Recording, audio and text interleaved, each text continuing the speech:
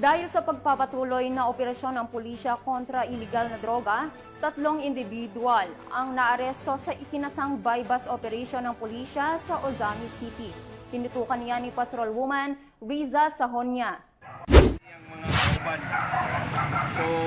Tiklo ang 3 drug suspects sa ikinasang drug buy-bust operation ng mga operatiba ng Ozamis City PNP sa Barangay Maningkol, Ozamis City, Misamis Occidental nito lamang ika-17 ng Hulyo taong kasalukuyan.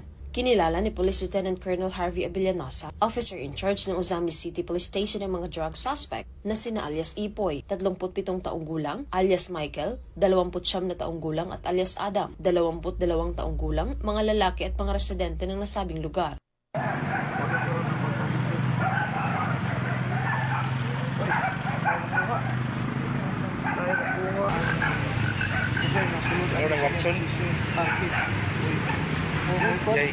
Sa ikinasang drug buy-bust operation ng mga operatiba ng Ozamis City Police Station ay nasamsam ang 9 na maliliit na pakete ng hinihinalang shabu, 2 cellphone, isang 500 peso bill na ginamit bilang buy-bust money at iba pang mga non-drug items. Naharap ang mga suspect sa kasong paglabag sa RA 9165 o Comprehensive Dangerous Drugs Act of 2002. Mula dito sa Northern Mindanao, ako ang inyong Police News Network Correspondent, Patrolwoman Riza Sahonia, alagad ng batas, tagataguyod ng balitang pulis.